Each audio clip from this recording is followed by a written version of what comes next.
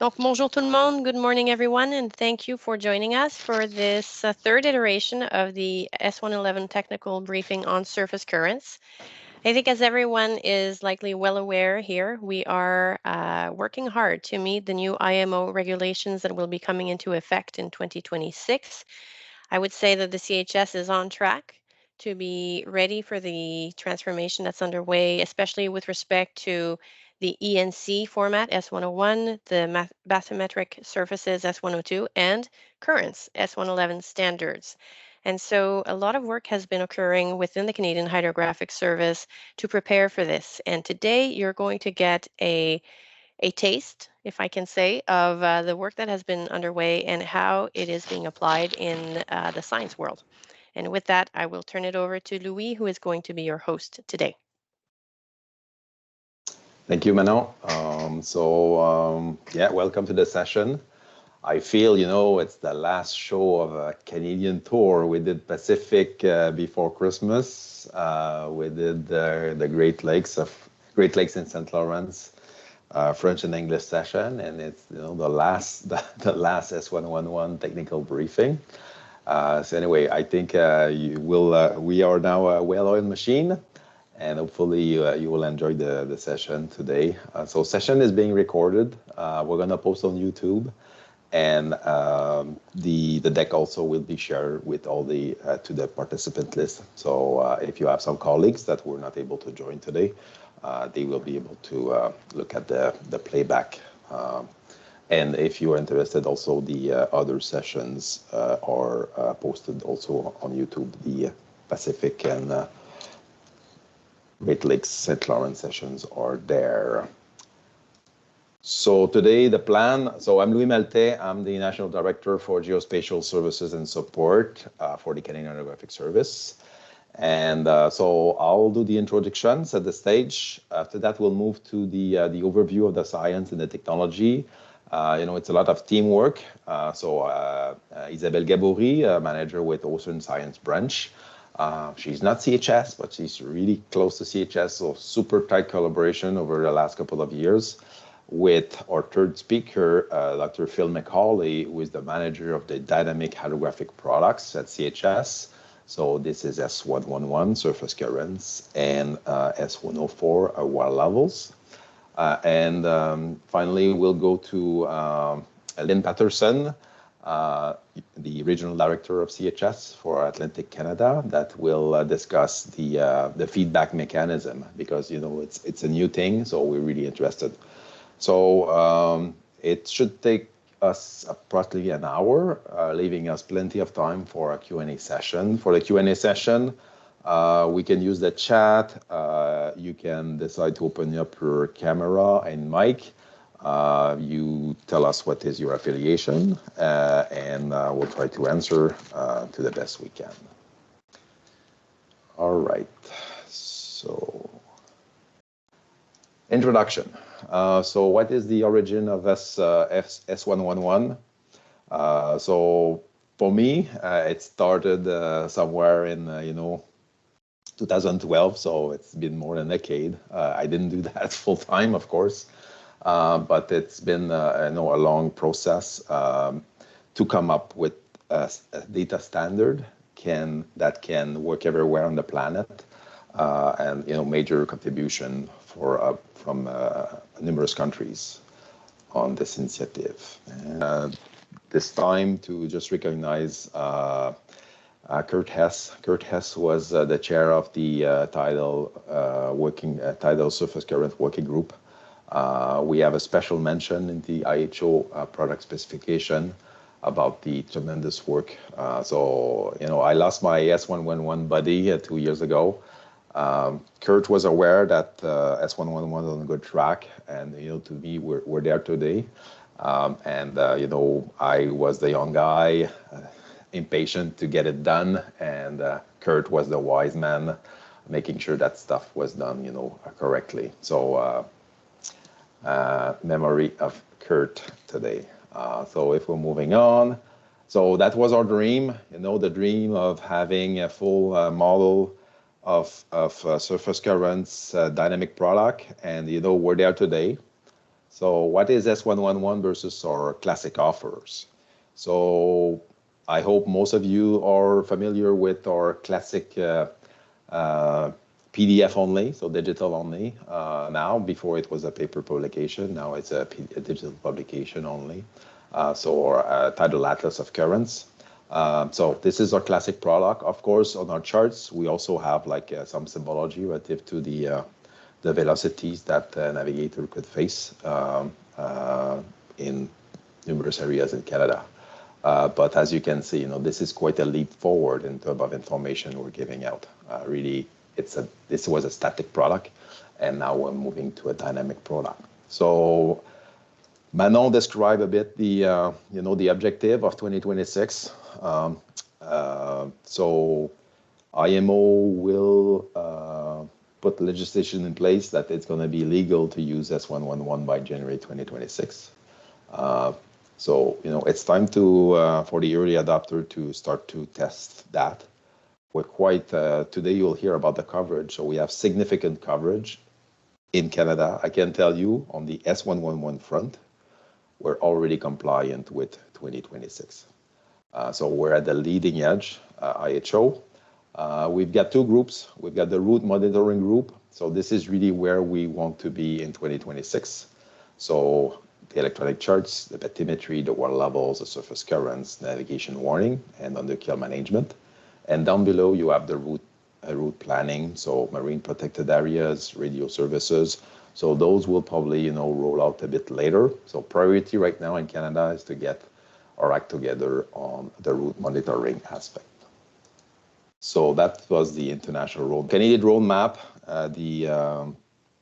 We have bathymetry and surface current, of course, that are a priority right now. The model we have to deliver S111 is data as a service. In Canada, we are coming up with a framework, a national grid for all of S100 products. Right now, if you're a user of our ENCs, you are probably aware that we're moving from, you know, the traditional paper chart limits to a fully gridded system. That fully gridded system is not just for ENCs, it's for everything S100. So it's going to be easy in terms of finding your way and selecting the products you need anywhere in Canada, because we have this unified grid system. We have also the rule of three. So it means that, well, the maximum scales you have access in a single location in Canada will be 3. Especially in Atlantic Canada, right now we have some products, some areas that can be covered by most to like 5 scales. It's a maintenance nightmare. So we're going to 3, overview coastal harbor. The innovation in Canada is we try to address the full value chain. So we've tried to go from, you know, the source, this is CHS, all the way in the distribution to the end user and demonstrate that we can make that pipeline go. For that, we did partner with some external collaborators, Primar, Electronic Chart Center in Norway, Teledyne Caris, and 7 Seas for the quality control. We already, you know, you heard that from our Director General. Canada is at forefront. And you know, there's nothing more powerful than when a user can report feedback. We can use that at International Hydrographic Organization, you know, to tell our story. There's nothing more powerful than a client telling IHO of the benefit of S111 in your daily operation. Of course, this is a word first. So this is our best shot at it. You'll see today, it's quite amazing technology. But we expect issues. You know, CHS, we've been on since 1883. It's the first time we do S111. So, of course, issues are expected, and I'm sure you will understand that. So with this, we're moving to our second speaker, Isabelle. Thank you, Louis. So what I'd like to do today is provide an overview of some of the underlying science and technology under the S100 products, in particular the ocean modeling piece. This is work that was done collaboratively between ocean science, the CHS, and also Environment and Climate Change Canada under the Oceans Protection Plan. So over the course of 5 years, we developed 6 high-resolution port ocean prediction systems for the forecasting of currents, water levels, and water properties for Kitimat Fjord, the Port of Vancouver, which includes both Vancouver Harbour and the Lower Fraser River, the Strait of Canso, the Port of St. John, and the St. Lawrence River Estuary. For today's purposes, we're really focusing on the East Coast ports, so St. John and Canso. The approach here is to supplement the existing operational model. So we already have excellent coverage for Canada's 3 oceans at basin coastal scales, but it's taking those existing ports and then bringing up the resolution for those ports, and in doing that in a 2-step fashion. So we have an increase over the current resolution for the approaches, and then a really high resolution model for the ports. So where we get to is for the approaches, we're up to 500 meters resolution. And then for the actual ports, depending on the complexity of the shoreline, some of the local oceanography, we end up at a maximum resolution from 200 meters in the St. Lawrence up to 20 meters in Vancouver Harbour. And both of the Atlantic ports are at 100-meter resolution. The approach we've taken with these is to have a common base approach that we use for all the models, so that regardless of which port we're looking at, we have the same approach to doing that downscaling, that nesting of increasingly high resolution models.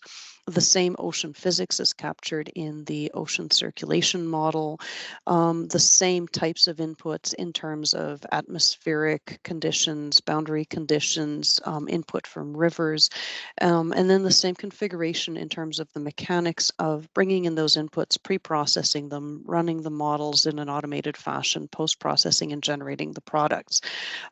So really it doesn't matter where we're looking at in Canada, we have that same chain that's well validated and well proven. But at the same time, we then customize each of the ports for the local bathymetry, the local oceanography, the local river forcings. So they are very specific to the individual locations. And that customization includes the validation, which is done against in situ observational data, which includes comparison with drifters, which is particularly important for the surface currents. Next slide, please. So digging in a little bit more to the actual modeling configuration, I'll actually start this slide at the bottom to touch again on the overall approach being one where we're really having a stepwise approach to go from global and regional models, which allow us to capture the overall oceanography in the areas of each port. So we start from a global model at 1/4 degree and a regional model at 1/12 of a degree. I'm seeing a note, Louis, that the slides are not advancing. So we should be on the one with the GOPS, REOPS, COPS, Sailor C chain.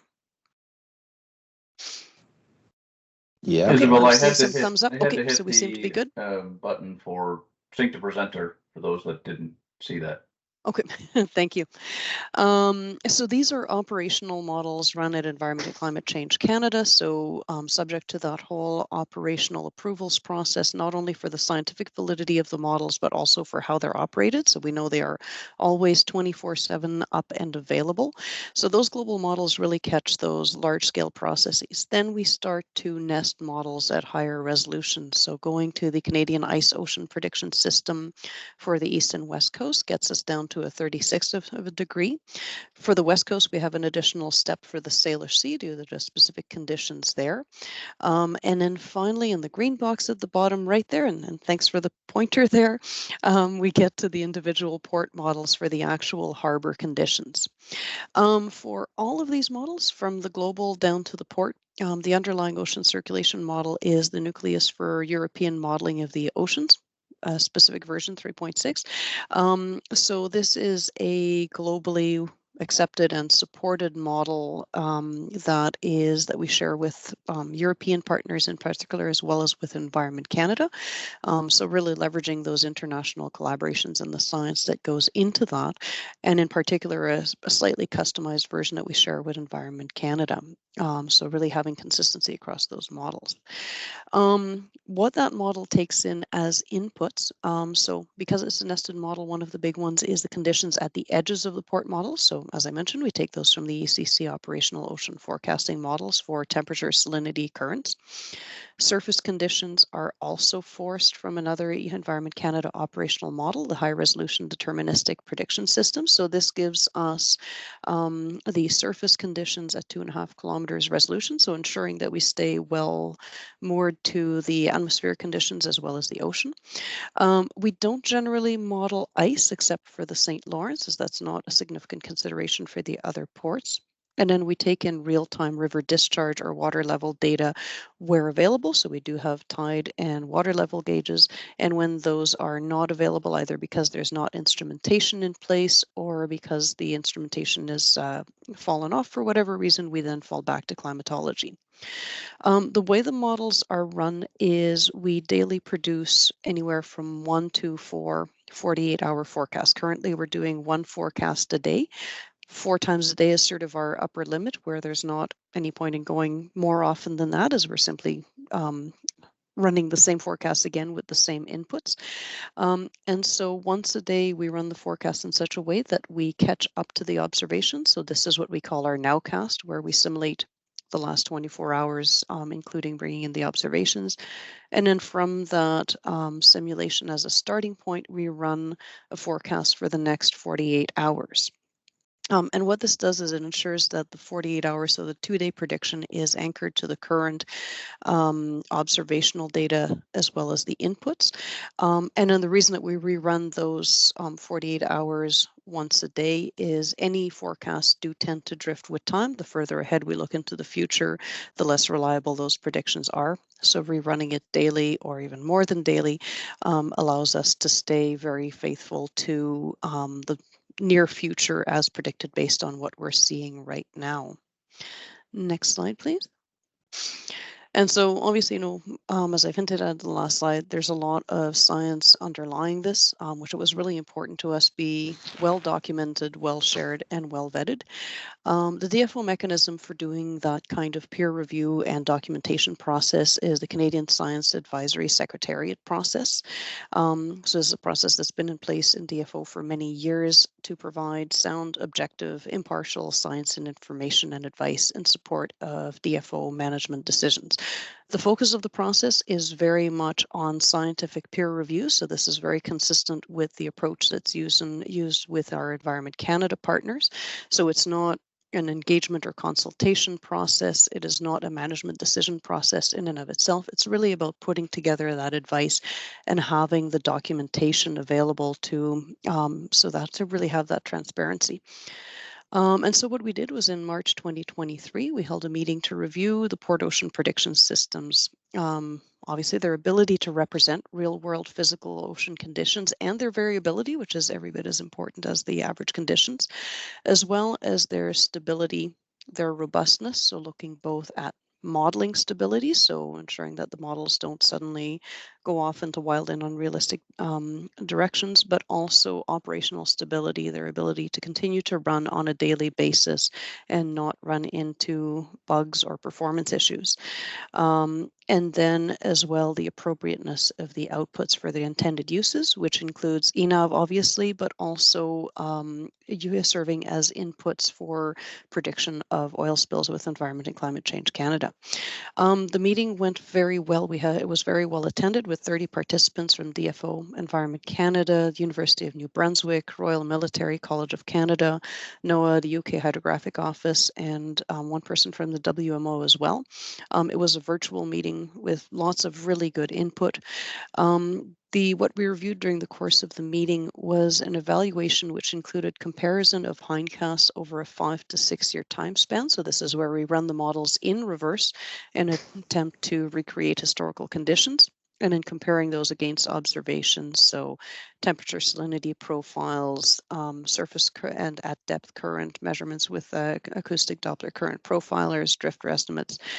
So looking at those 5 to 6 year hindcasts, and then also looking at evaluation of the forecast stability and running those models for up to a year to ensure the stability operationally.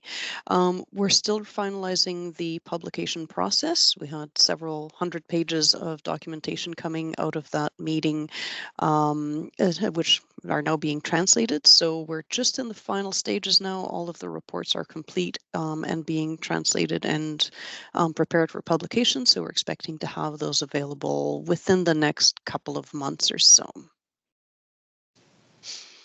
And so just to touch on some of sort of the main things that we presented at these meetings, really the key thing for us that we were able to document is that the port ocean prediction systems do show very good skill in predicting water levels, currents, and water properties at a scale or for regions that are not available from current operational models, so notably COPS.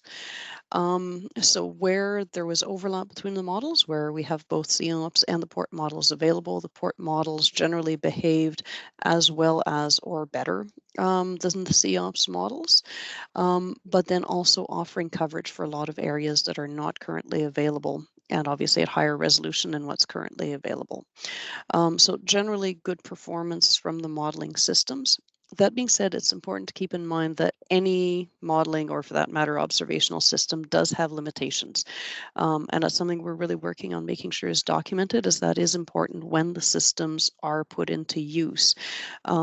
Some of the things to keep in mind, for example, as I mentioned, that we do use real-time gauge data, both for boundary conditions and for freshwater inputs. That obviously does increase the accuracy and fidelity of the predictions when they're available. So something to keep in mind, where those freshwater inputs are important, the predictions will be of higher value where those gauges are available and where they're operating. Obviously, if a key gauge goes offline, there's a risk of some slight degradation. The climatology should keep us in line, but that brings us sort of back toward the average conditions a little bit. Wetting and drying processes in intertidal areas is one limitation that we're aware of that's particularly important for the Bay of Fundy. The version of NEMO that was available when we developed these models does not include those wetting and drying processes where we really have some interactions with those intertidal areas at the water sediment interface. And so how that's handled in the models to really optimize the results is that we artificially deepen these areas so that we don't misrepresent the wetting and drying. But it does mean in the current version, if we're looking at depths that would be less than 10 meters, those processes are not fully represented. Extreme conditions are something to keep in mind. The 5 to 6 year hindcast for each of the ports did include extreme events for wind and storm surge, and the models appear to be quite stable for those extreme events. But obviously, if we're getting into a once in 100-year storm, there has to be some caution in using those predictions. There are also local features that can be quite small relative to grid resolution. So narrow channels, for example, in the lowermost 5 kilometers of St. John River, the reversing falls. These are cases where in these really narrow channels, there might be only one grid point within that channel. So needing to be quite careful not to over interpret results as we, get near the edges of those narrow channels. Just keeping in mind the relative resolution. And then, of course, we are making use of those upstream models to resolve some of the larger processes. An example is the coastal trapped waves. So this is important for the Strait of Canso in particular, where the conditions in the Gulf of St. Lawrence do influence the conditions within the Strait of Canso. And so our accuracy can only be as good for those large-scale processes as the accuracy of the upstream models, which, again, we've found it performs quite well. But when we get to extreme or really unusual conditions, these are important limitations to keep in mind. Next slide. And so as we go forward, we are continuing to work on the port models. So having released a version 1 or 1 point some, we are continuing to work on the models. This is an ongoing activity for the Ocean Science Program. Most of our resourcing from the first phase of the Oceans Protection Plan is ongoing.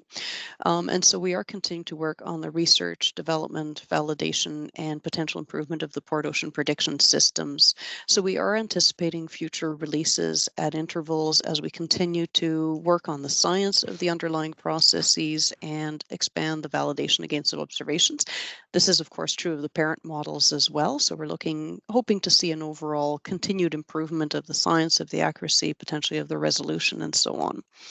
Some of the main areas we're looking at right now for exploration and improvement include, on the process side, we're implementing a newer version of NEMO that's become available in the last little while, so 4.2 or continuing development. So this will allow us to address the limitations that I'd mentioned around the wetting and drying in intertidal areas. So that will be an important release for the Bay of Fundy. Some of the other ocean processes we're looking at are the impacts of the wave model, dynamic ice model. We have a few other things where we're really looking into the science of how we represent ocean features. An important thing to keep in mind here, though, is that these are cases where I say we're exploring them, not necessarily implementing them. Our experience with ocean modeling is more detail, more processes does not always mean better predictions. Sometimes these things simply add noise to the whole thing. And so we're looking at where we add the processes. Is there a net improvement? Is it worth adding that or not? And then developing the advice on that to go with it. And a big area of work for us is looking at variability. So looking at, can we run the model under slightly varied conditions and give ourselves a better idea of the variability and errors, which then gives us not only the estimates, but a sense of how they might vary within that. Looking at adding some additional gauge data where possible, so river gauges, river temperature data.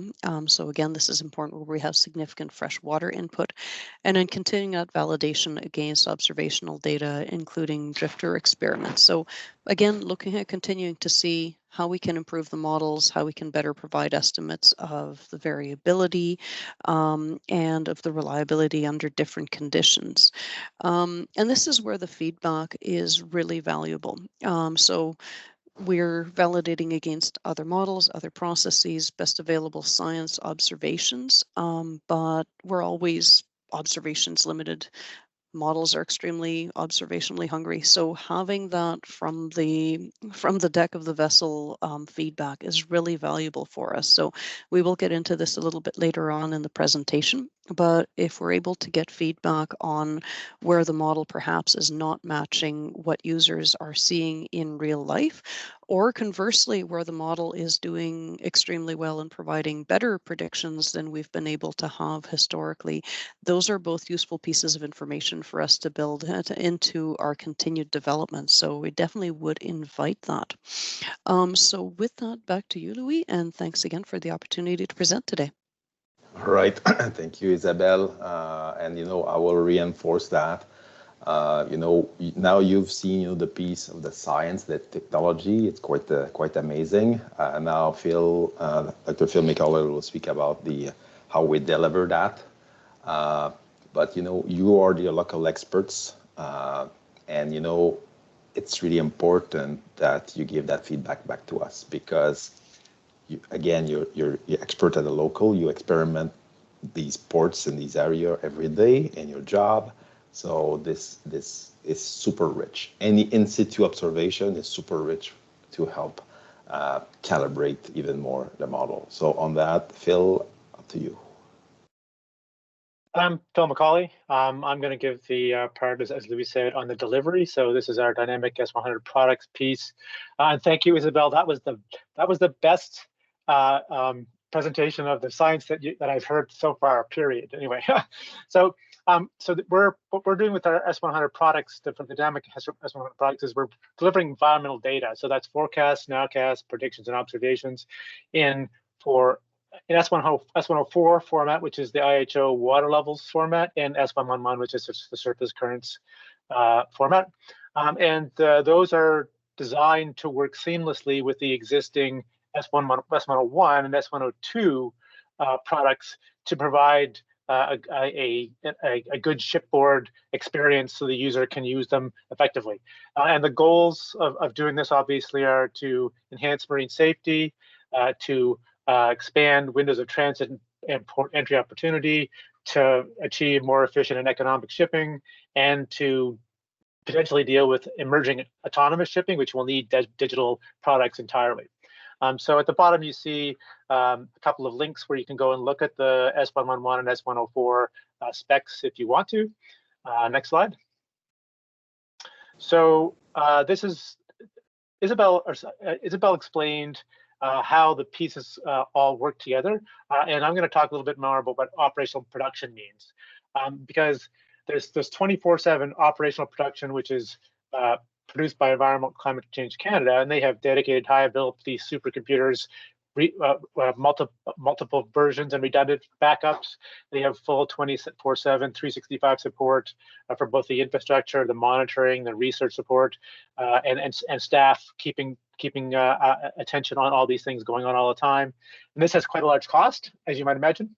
And what we're actually being able to do now is what we call 24/7 best effort support. So that's for the port model levels. And so we have some allocation in the general purpose science cluster, about 650 cores that we can run these solutions on. And we have to run within our allocation limits. So we have no backup. So if things go down, production goes down. We have workday 9 to 5 monitoring support, but we have minimal staff, and of course the cost of this is much less, and that's all being supported by Department of Fisheries and Oceans, that's DFO and CHS. Okay, so next slide. So this is the point of this whole exercise, obviously, is how is S100 going to work in action? So what you see on the left there is a picture of both S101 and S102. Below is now, if you add S104, you're able to do things with dynamic depths, and you can have safety contours and stuff like this. Next. And then when you add S111, you have the surface current overlaid on top of these backdrops, so you can see what the flow conditions are that you're going to be navigating in right now, or in the forecast, what will be there in the future when you get there. Next slide. So this is a little teaser looking at the same kind of thing for the Port of St. John. So there's the Port of St. John. Next. And the immediate right is model output from one square or one tile of that model. There are many tiles in the model when we break that up into S100 products. And then you see above that the S111 piece of the tile or output from the model. And then you see S104 output from the model. And you can see that the S104 is pixelated, but that's because the resolution of the model is only 100 meters. So each 100 meter square is a water level. Next. So Isabelle showed you a very linear picture of that production chain. I just thought I'd show you a graphical version of that. So you can see reops, the two COPS versions, and then you see the port models. And as she's described, that's a downscaling action. And you can see that's the series of downscales here. But now what I'm also showing is the ECC components, which are in red, and the DFO components, which are in blue. And as Isabelle said, there are a number of solutions we're doing across the country, and you can see them there, 6 of them. And next. And when we do that work, we then have to, ECC has their own coordination of how they run the solutions to keep everything going, because yet the biggest scale needs to run before the next scale down, et cetera, et cetera. And we have to do the same thing. So we take the outputs from the ECC solutions, and we add the weather forcing to it. The ECCs, the parents force the child in the boundaries, and they add the weather forcing on top of it. And then what we have is a sequencing of how we run our solutions. And so we have 11 suites we have to run for each 1 day cycle, because we're doing one solution set per day at the moment. It takes about 300 CPUs to run a suite, so we can run 2 suites in parallel with our resource. We do, as Isabelle said, we do a 24-hour pseudo analysis, which is the hindcast, and we do a 48-hour forecast. And then we have to also create the S11 and S104 standard files from the outputs. So there's post-processing that goes on to create those at the end of each cycle. Next. This is a little picture that you may be wondering, well, why do you need all that high resolution? So here's an example. This is the second narrowest bridge in Vancouver, and you see below that's the model output. There's a significant change in water level over 500 meters. I don't show the currents here, but you'll see a bit later, and they're quite strong. So the objective for sufficient navigational resolution is that it's reached when greater resolution will not materially affect the navigational outcomes. And are we there yet? I think we're certainly there in some ways. Are we there completely? That's yet to be seen, and obviously it's a developmental process. Next slide. Okay, so as Louis pointed out, we have a rule of 3, and we're going to deliver, we have to sort of deliver the S111 and S104 files in the same rule of 3 as the S101 and S102 products that are going to be created. So here's a tiled example of the West Coast for Vancouver, and you can see we have 3 levels of tiles, 100 meter, 10 meter, and 2 meter resolution. And beside that, you see what we're going to produce from our models, not only our models, but the ECC models for S111 and S104, and where we are in that process. So in green, that's they're on primer or available to primer already, because we have production of everything 24/7 now going. And blue is in production but not yet on primer, and red is planned development. You'll see that COPS is not yet there yet, because we still need to get our post-processing into the ECC systems to produce our files from their operational model. And you'll also see that our on-demand pieces are not done yet, or planned or in development. I'll talk about that later. But one of the things that's important to also know about this downscaling is it has an effect on how the data comes out and how it's used. So we're planning on using it in an in-transit approach and important waterway methodology. As you can see, when you go down through the sets of models from larger to smaller scales and resolutions goes up, you have increased latency, meaning that if we say now is the start of the forecast, well, REOPS doesn't finish its run for that until 4 hours after now. COPS West takes a bit longer because it needs REOPS output, so it's 5.5 hours. And when you get to the end of the chain, what you end up is that our Vancouver Harbor 20 model is 9 hours after the start of the forecast before the results actually even come out. So there's a latency in terms of the data you'll get, and that's something kind of out of our control. It's just the way the systems work. And then we'll be sampling those solutions to provide the full range of potential uses. Next slide. Okay, so let's have a look at this from the Atlantic perspective. So again, on the top right, that's the same picture you just saw for the Pacific coast. Now what you see is the Atlantic expanded with all the models that are relevant to it, and I've added the STLE models and the H2D2 models for the St. Lawrence because that could be part of an Atlantic usage. Next piece. Here are insets for the 2 individual ports. So you can see there are areas where we're planning on providing S104, that's the red small little tiles, and areas where we're not, and that depends on where depth matters enough to have S102. And then we can provide the ocean, sort of the S111 on either the level 6 red tiles or the larger green level 5 tiles. Next. So here's the first part. So we're going to be using REOPS and COPS to provide data for in-transit. And next. Then we will have the approach, those are the green arrows, and I haven't shown we have approaches coming through the 500-meter St. John and Canso solutions, and if you go to the next one, those are shown in green down below. But then the last piece is that high resolution approach, which is the red arrows, and you can see the red arrow going up for H2D2 and the St. Lawrence in the top right panel. Okay, so let's have a look at what those actually look like. So this is a picture of the REOPS full-scale output. Next. This is now COPS, and COPS undersampled, meaning that because it's a large-scale image, I can't show all the detail of every single current vector that's available at that 2.5 meter kilokilometer scale. But if you go to the next slide, next one, there's the COPS backdrop at the 2.5 kilometer resolution. And these are the ECC solutions, and they're 48-hour forecast 4 times a day. 4 times a day for ECCC. We're only running our best effort 1 time a day, but that's because we don't have the resources they have. The S111 for REOPS and COPS will be hourly. It's available already for REOPS. It's planned for COPS and available for H2D2. H2D2 is a 15-minute data because, and we'll see later why, because the resolutions for H2D2 need to be much higher since it's in a river. Next slide. Here's just a quick look at the STLE. So it's an EMO 200-meter resolution. This is the inner scale. It's a best effort operation, 48-hour forecast, 1 hour data. We have S111 once a day, but it's a 3D grid. So I want to point out that all these models are 3-dimensional, meaning that they have vertical levels. And to run this particular piece takes 320 cores. Next, you'll see a little insight come up. So we're going to zoom in that one little spot because I'll make a point about why 3D matters. Okay, next slide.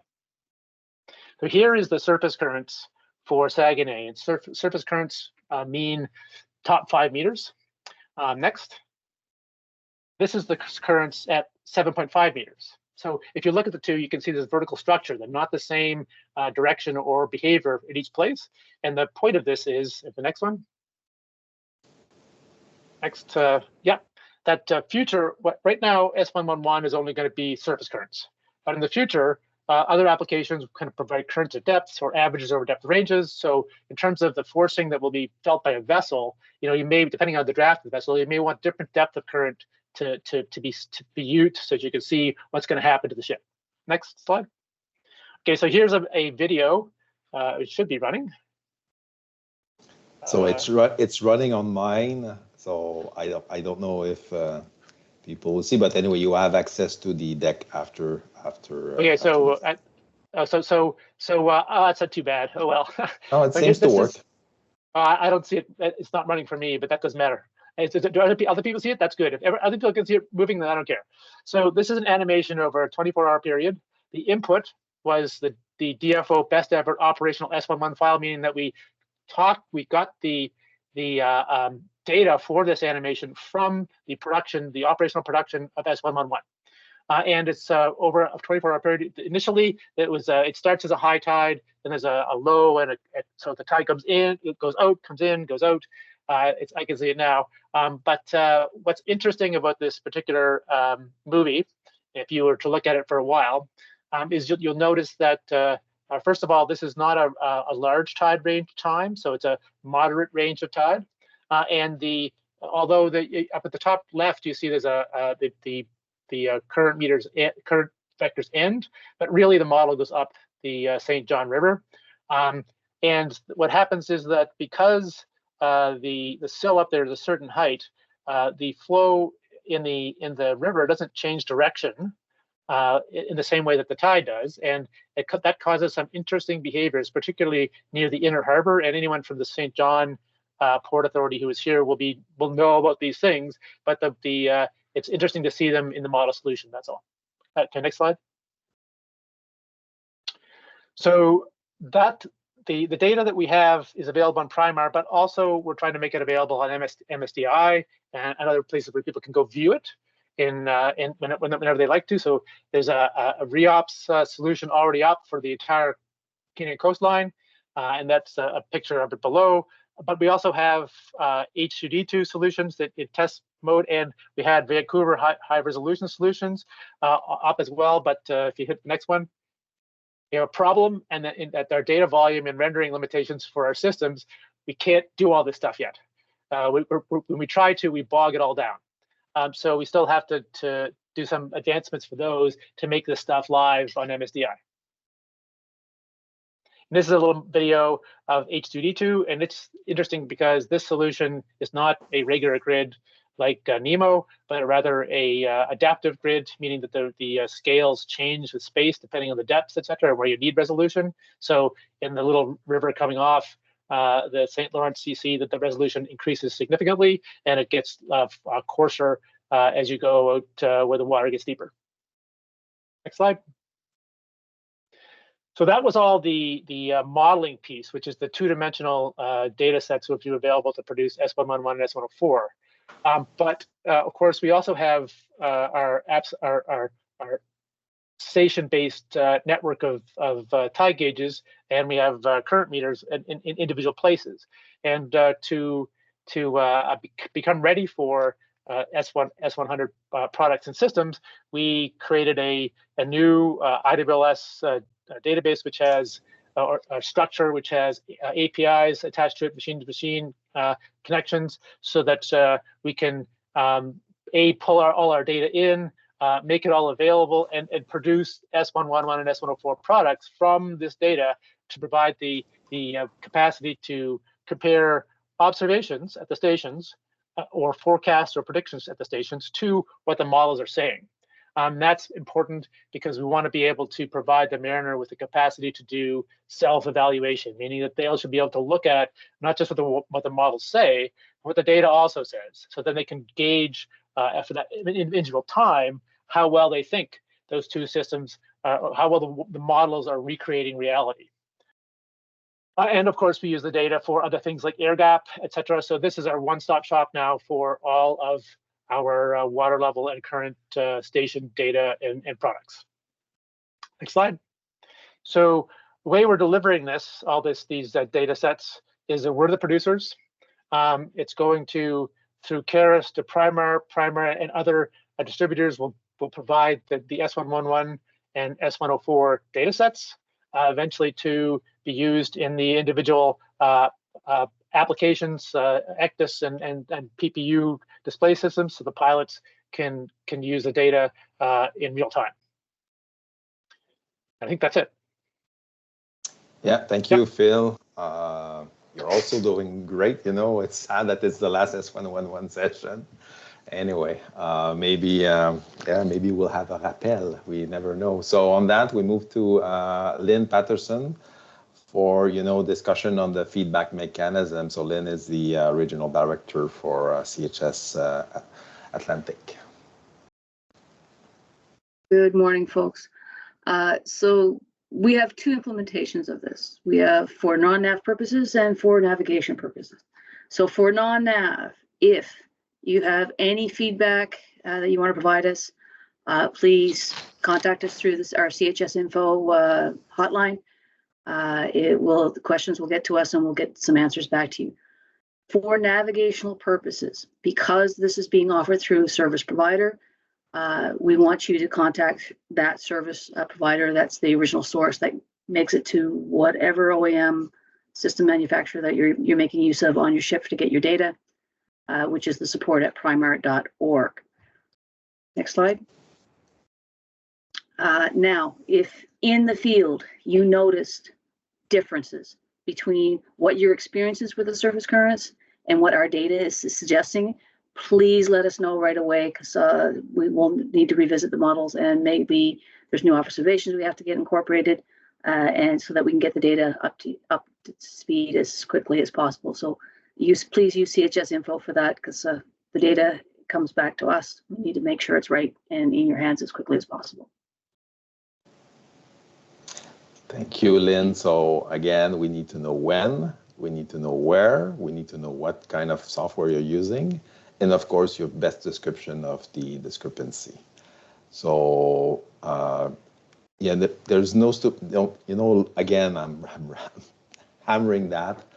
It's super rich, your local observations. So on that, we're coming to the most interesting part of the session. So we have 40 minutes left. So I will ask my speaker to open up their cameras, and we're going to enter the Q&A session. Comments, there's no issue there. I'm going to stop the sharing, and so before, as you're thinking about your first question, so let's just be mindful of the three communities we have in the virtual room today. So we have the local experts, the navigators, the mariners. We have CHS folks. We're right in the middle. We can be used as kind of a translators, and we have scientific community. So we know you're using three different language. We're looking at S111 from three different angles. So let's just be mindful of that in our intervention. And there's no stupid questions. It's probably new to a lot of people, so don't be shy. And for the question period, we can use the chat. So I'm going to monitor the chat. So you can post your question in the chat. But I encourage everyone to raise your hand. I'm going to give you the mic. I want to know your name, your affiliation, and we'll go from there. So I want a courageous person to break the ice this morning. Right, I'm looking at the ends and I'm looking at people. So Jeremy, I know you're on the line, so I want a question for you, Jeremy, to break the ice. There you go. So if you I can was going to open. wait for see if anybody. Corey, you're from Port of Halifax, right? I was wondering, you showed St. John, you showed Canso, but when would we expect something from the Port of Halifax? It's one of the major ports here on the Maritimes coast. So if you can give some ideas of when we might see something on Halifax area. Good. So, we're trying to work. So the results you see today is that within the Ocean Protection Plan, Phase 1, the key areas were identified through process. So on Atlantic Canada, it was Canso and St. John, New Brunswick. But of course, if you feel that S111 could bring additional value or improve fluidity in the port, from Pacific Coast to Central Canada to East Coast, we see different usages. So in the Pacific, within the port, currents for Pacific is key to enable to open the passage window for under the bridges. So using static rules, that with the passage window are pretty limited, but using S111, they can really exploit the maximum to safely do the passage under the bridges. So again, so I'm responsible for all of Canada, so I don't have like the specific knowledge there. But of course, if there is, a real added value somewhere in Atlantic Canada for S111, we know how to do it. As you know, we're limited, but it's kind of the chicken and egg. If more people use it, if we see more usage of it, it's gonna, we're gonna make the business case to say, okay, we need to expand coverage in some other areas in Atlantic Canada. So thanks for that question, Jeremy. And let's go to Mark. Hey everyone, thanks for the presentation. My name is Mark. I work with Search and Rescue Coordination for Coast Guard. I'm very happy to have a place to push some of our observations, so appreciate that. My question was with regards to when you say surface currents, it was mentioned about a 5-meter depth. For us, we're focused on maybe the top meter of surface. Is that something we can pull from the models for use in our search and rescue planning systems? Thank you. Yeah, thank you, Mark. So I think I want to pass that to Isabelle first, and maybe Phil, you had something to add, but let's go to Isabelle first. And actually what I'll do, just to make sure I don't misrepresent layer depths and so on, is perhaps Stephanie or Adam, if I can let you fill in the specifics there. So I'll bring in my experts. Yeah. Hi, yes, I'm Stephanie. So I'm the port lead for the Port of St. John. The model output near the surface, the model resolution is about 1 meter. Although it squishes and stretches a lot in St. John, obviously. So the actual model output is you could average over the top 5 meters. That's fine. With the output that is currently generated, I don't know whether once it goes into the CHS pipeline, I'm not sure how that's okay. What that does, but the kind of raw model data is available. Yeah, so before we go to Phil, so super good question. And at the beginning, with the origin of S111, at the beginning, the term of reference was to, derive significant, navigationally significant surface currents. We all know when we go into 3D, everything becomes complex. But as we are at the forefront, Phil will speak to you about, the ideas we have moving forward. Phil?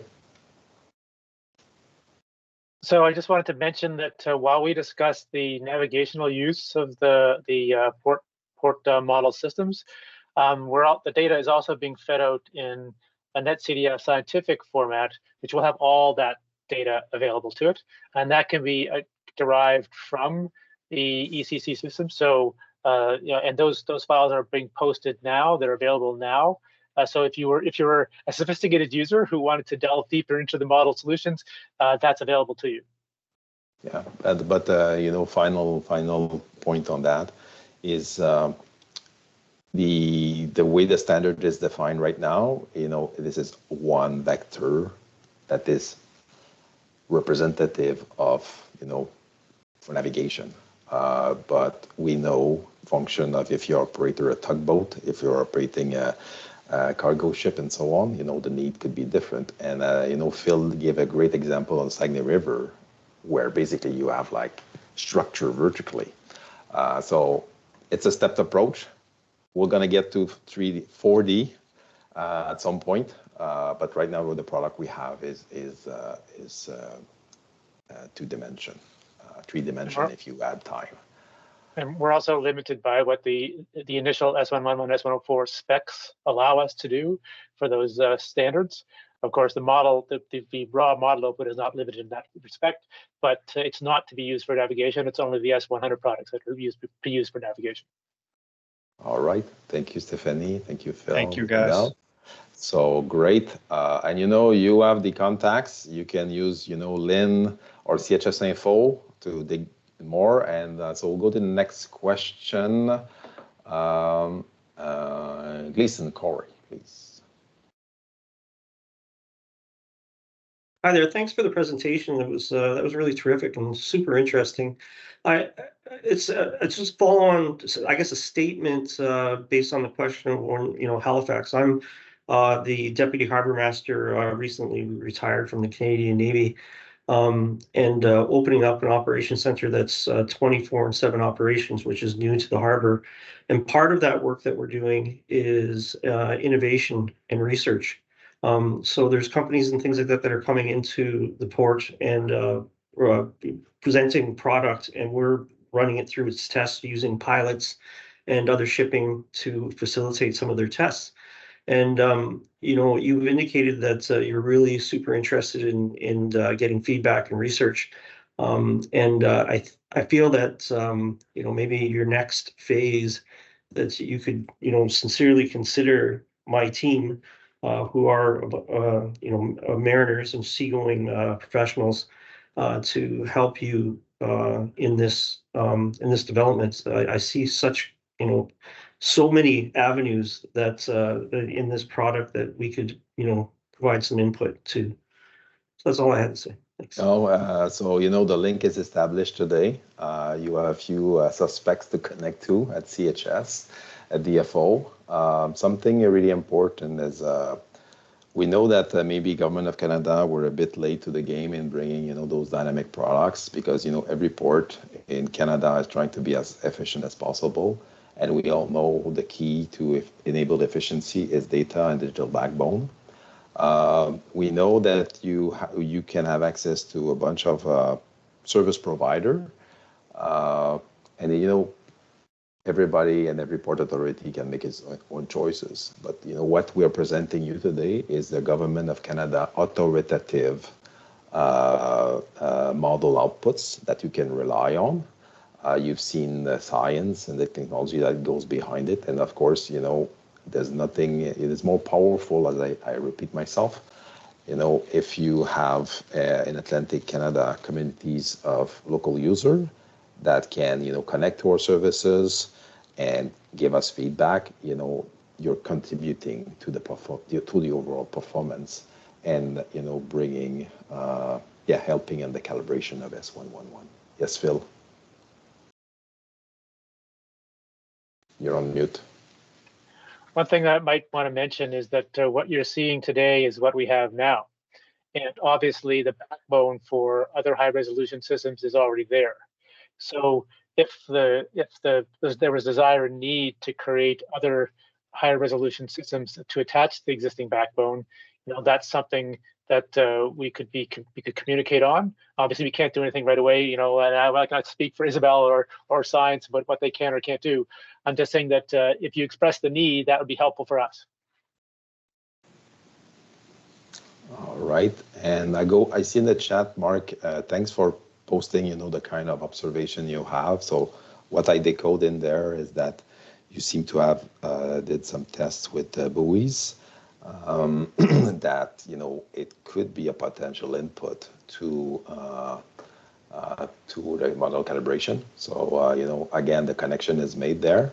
I don't know if you want to add or describe the project you have and how you feel it could help us. Yeah, well, so we use a program called CANSARP, which uses environmental data from current models like COPS and REOPS, as well as any other data we can have available to drift search objects. With the new, or with some of the models that we've introduced, we wanted to do some testing of our own. We did experiments where we dropped life rafts and mannequins in the water along with the ISL DMBs, which provide the system with real-time current data. And we did a number of drifts using the different models available to see if they were accurate or not. We purposely picked an area where we were not confident in the models, and the results showed that in that area, for the time that we had chosen, the models were contradictory to the actual on-scene data being provided by the ISL DMBs. So we're looking at how do we account for that on the search and rescue side, understanding that, like my question was about the top meter, is how the ISL DMB is only drifting the top meter. If you're drifting the 5 meter average, then it could potentially be a little bit different than what we're looking for. But the channels that are opened up here, I'll take advantage of and pass along our observations, whether you guys like them or not. No, it's okay. You know, I know that Isabelle, she likes challenge, and she has a full team of researchers that are waiting. You know, they did their best, but now they want to see, you know, some challenges. And, you know, Isabelle and her team, they have a lot of tricks to try to calibrate. Of course, you know, the experiment you did, you need to, you know, remove the winds effects and so on. But I am confident that, you know, again, any in situ observation is important, and we need to be able to leverage that. So, you know, as a community, we contribute to this effort. Isabelle, is it a comment on what is this discussed now, or so? Let's go for that, and after that, we'll go to David. Perfect. So actually, I posted in the chat. So yeah, Mark, definitely this type of ISL DMB data is exactly what's useful for us. And I see Nancy agreed with me volunteering her. So yeah, if you have those data, we actually do work with the CANSARP team as well. I know, yeah. Yeah, so yeah, really useful to have those data. Actually had a call yesterday with the UK and the US on current models for search and rescue as part of a trilateral agreement on SAR. And your guys' names came up a couple times because Christina on the American side is really interested in some of the work that we're doing. Everyone is curious on the whole idea of an error map or a confidence map, and I think you guys have been looking at that, so there might be opportunities for collaboration. So we'll be in touch. Thanks. That would be great. Thank you very much. And I guess I also did want to touch on the comments, you know, around expansions to the Port of Halifax and so on. You know, as Louis said, this is something that's somewhat resourcing dependent. The OPP1 work that we did within Ocean Science was designed as, you know, a bit of a pilot really, where we started with 6 ports based on volumes of shipping, based also on the complexity of the coastlines and so on. But we knew there's, what is it, I think 200 or 300 ports that were sort of on the list that we could have looked at. And so it is useful to have the feedback on areas where we could look at expanding. There does take quite a bit of investment in observations and development for an individual port because these models are specific. We are looking as well at some approaches that are more relocatable, that we can deploy to an area given the local bathymetry and hydrography. So this is something sort of between a large-scale model and something that's really tailored. So all that to say, if there are needs, it's good to note. It allows us to bring it up with our partners such as Transport Canada as well. So we welcome that feedback as well. Yeah, and don't underestimate. For example, the Halifax Port Authority. You have Alan Gray now at the helm. Don't underestimate a letter to the minister about your interest in S111 innovation. It could be pretty powerful. But this session is recorded, so I'll stop here.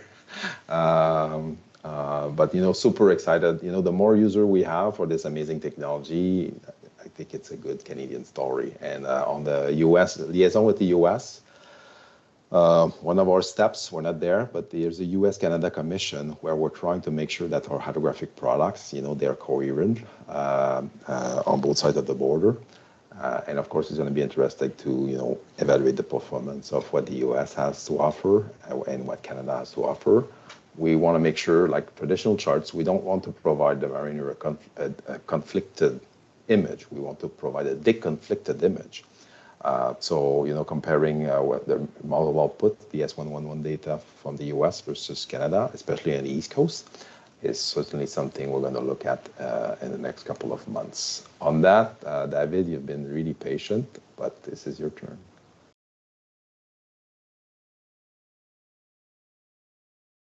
Hi, everybody. Jeffrey David, Chief Engineer and Operations Officer at the Port of Beldoon. I know I've got a couple of colleagues on this call as well. Todd and Monica are more on the operations side, but I'm more on the engineering side of things. But super interesting topic. Very appreciative for this presentation. I guess my first question was with respect to kind of the subscription. Is this going to be kind of a subscription-based service, is what I understood? Is that correct? Yeah, so the reality, we're trying to, mimic the Netflix or whatever, you subscribe to a service for a period of time. But, for exploration, so for example, in Port of Beldoon, you want to have a taste of, how it feels and how it looks. I did put in the chat the link to the MSDI viewer, so you can click that link, and for NAV purposes, you can go, you'll see we have Canada-wide coverage at low resolution. And as Phil mentioned, we're working hard with our colleagues, but it's a lot of data to try to push through just a browser interface. So before, registering officially, putting money against a subscription, you can use the MSDI to, evaluate the potential for your area. Of course, you now have like some contacts at CHS that you can work with. And the Primar, they offer like different subscription models. And I think they still have an offer for, test trials, so you can have access to a free trial. So for example, in Port of Beldoon, I don't know if you have like a port GIS system or whatever that can ingest some of that data. To me, and the first step is to make sure that your software provider is able to ingest that international format. But the reality, the way it works is, a permit or a subscription key will be emitted. It's registered in your software, and after that, it's hands off. The S111, it's feeding. Every morning at CHS, we're producing almost 2,000 files. It goes to Primar, and for every registered user, the data flows automatically. It's really hands off. There's a bit of config at the beginning, but once this connection is done, they call it the remote update protocol. This is really what we envision for S100, kind of your antivirus. Every morning, your software will check what is the latest from CHS and what do I have in stock. And if I'm updated, this update happens automatically and informs the users. That's great. Yeah, we do have a GIS system. We hired someone a few years ago, and we've had it's a work in progress. Obviously, it always is, right? Like anything else. But this is definitely a product that we would be interested in consuming. We do have other subscription-based data that we consume every day. So I think that would be a good fit. The other thing I wanted to mention is we've started looking at artificial intelligence and how we can implement AI at the port for various things, ranging from security to environment, health and safety, etc. And I'm thinking that this could be useful, when looking at, spill response, for example. Or we're also looking at underwater noise and how maybe currents affect, the propagation of underwater noise and things like that. So there may be, in addition to navigational considerations, there may be other applications to this as well. So I'd be very interested in, having a model, up at the Port of Beldoon, in data that we could use for our purposes. Oh, that's super interesting. I've got a question for you, Jeffrey. And sorry, I miss your name because sometimes in MS Team, it's flip around. I get it all the time. It's okay. Okay. Is Belden under mandatory pilotage? I know there was like some thought, but I don't think it's anyway. My point Yes, it is. Yes, it is. Yes. Okay. I was waiting for Todd to chime in there. Yeah. Okay. So I don't know if some of your pilots or your pilot associations are connected today, but it's you that I think can put pressure on your software manufacturer for PPU. In the project on the St. Lawrence River, CIQ has full compatibility. In Canada, I have a partial view of what's used, but in Central Canada it's Transas, Navi, Sailor, something. NavSim is also big on the West Coast, East Coast. I'm not so sure. But, for me, it's time for PPU manufacturer to invest. And I would hope, if they're Canadian manufacturer, in the case of NavSim, the development they put there will give them a competitive edge because S111 is a standard. And it's possible that there will be slight adjustment. But to me, they will get a competitive advantage using that. And so, Jeffrey, the other thing that so it's not part of the CHS mandate, but digital twin is something that I really like. And when you think about digital twin, everything becomes super simple. And this is for us, S100 layers, bathymetry, currents, or levels, or to me, the fundamental layers of a digital twin. And, if you have the data and have some sort of a structure, this is good ingredients for AI and optimization and so on. So I'm with you there. Again, let's keep in touch on the contact. Use the MSDI to validate. Thanks for your input. Okay, thanks everybody. Appreciate it. Let's go to Jeremy. Yeah, Louis. Just wanted to give the group a heads up that I will be having a meeting this afternoon with the Halifax Port Authority, pilots rather, and over the next several weeks we'll be meeting with Cape Breton, St. John, Western and Southeastern Newfoundland to discuss S100 and how that move forward, as well as hearing some feedback from those pilot authorities regionally so that we can get a better sense of what they're looking for. So this is a great input for those meetings coming up. Thanks for that, Jeremy. So as maybe you're thinking about your last questions or you're not so sure, if you're not sure, go for it. I don't bite. We did the 3 sessions, S111. This is one is dedicated to Atlantic Canada. We are working hard in officially, launching the S102 services for bathymetry. In my view, where we're going to see S102 is in areas where we've got mandatory pilotage.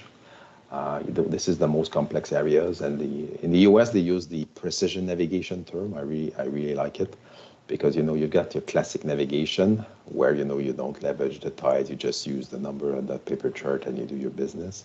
But when you enter precision navigation, it means that you're consuming dynamic products like S111, 104, and 102. So I would say in the next couple of months, be ready for, we'll do a French and English session on S102 when we have officially, stamp or S102 coverage. We've been producing S102 bathymetry for, the last 3 years with a bit of issues in terms of stabilities and so on, but now technology is there, it's ready, and we're going to do a full external launch via those technical briefings. So stay tuned for that. So I'm going to go to the chat to see if there's any question. In the meantime, I've seen that we didn't lose a lot of people today. It ramped up all the way to 61 people, so that's great. So I think we're good in the chat. So last chance, and if it's okay, we're going to give everybody 15 minutes back in your busy day. All right. So Phil, thank you. Lynn, thank you. Isabelle, great job. It was our last S111 session. But anyway, you have the contacts. Don't hesitate to reach CHS, to national, to CHS Info. And as a community, I think we can really pave the way internationally to make it right in Canada. So again, thank you for your contribution, and stay tuned for more. Have a nice day.